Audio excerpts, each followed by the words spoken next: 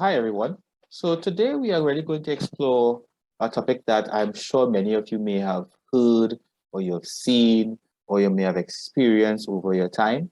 And as we look at this, I am sure that many of you realize that this is a pretty interesting topic because it really talks about the types of drama that we have in our society. And I'm going to talk about a few types of drama in this lesson, and I would hope that you guys get the gist of the program. So the first one we're going for today will be tragedy. Okay, so tragedy usually are plays that generally capture and maintain a mood of something very serious. Sometimes there are instances of comic relief that might exist in these plays. And one of the things that I really want persons to leave here with would be that of a tragic hero. And what exactly is this tragic hero? Well, the tragic hero actually is somebody who is usually the star or the hero in the play. All right. And unfortunately, something happens to them where it may result in them being hurt or in some cases die. One of the more popular tragedies that you may find in our society is Oedipus Rex or Oedipus the King. And I'm sure many of your teachers may talk to you about that. All right. But one of the things also I really want you to leave here with is that heroes raises major issues about life, especially these heroes that you have in these tragedies. All right. And they usually deal with issues that affect us in terms of our life, nature of faith, social and family relationships, love and friendship. Now, and this list is not exhausted, so I'm sure there are many other issues that a tragedy may even talk about. And then we have the second one, which talks about a serious drama.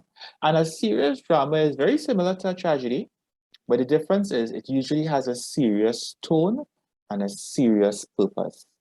But one of the major differences that you'll find between a serious drama and a tragedy is that a serious drama, the hero may actually come out good at the end.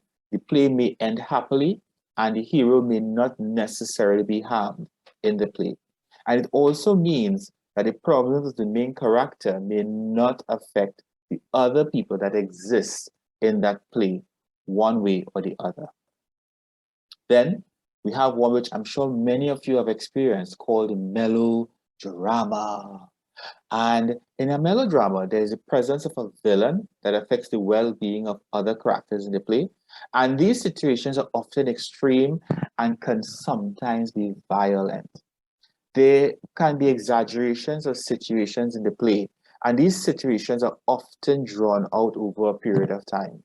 I always often use the examples of those who look at plays originating from Bollywood or Nollywood, especially those East Indian plays that shows you a lot of exaggerations that exist in the characters.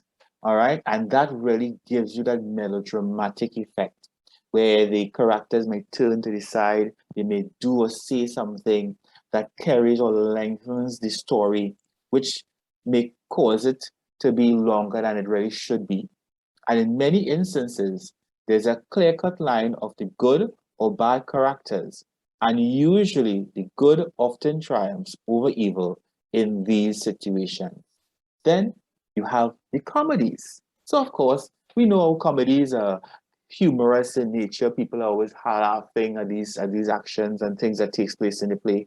And the comedies often intend to promote amusement and laughter from the audience. And they deal with issues, and sometimes we might have social issues that are dealt with in a very light-hearted manner. And in many of our comedies, the audience is often made to laugh at the villain, and at the end, the villain sees his errors and mistakes. So you think about those plays that you may have seen. Who knows? You could even look at movies. Think about what you have seen and what have happened in a lot of these comedies that still exist today. And comedies are one of the genres that many of us really love to see on a regular basis. And then you have our farce, which is similar to comedy in that it arouses laughter, but the situations are often exaggerated, and in many cases, many instances, the actions are usually clownish and a little exaggerated. All right. And that laughter that you get from the audience is often forced, and the actions are intentional to evoke a laughter from the audience. So think about those plays that really give you that feeling of exaggeration and exaggerated feelings. All right. Now, so even though I touched on five, which would be the tragedy, the serious drama, the melodrama, the comedy, and the farce, there may be other drama types that exist within our society. So I don't want you to leave here thinking that there are only five types. There are many other types. I'm sure many of you may have heard about tragedy comedies or musical dramas that you may know as musicals, or other dramas that focuses on heroic actions and things like that. All right. So I would encourage you to think of any others that you may have heard about or read about and list as many as you can. So with that being said, I hope at least this little video gave you a chance to understand some of these dramas, and I really would hope that persons left here with some understanding of the various types of drama genres that exist in our society. So take care, have a good day.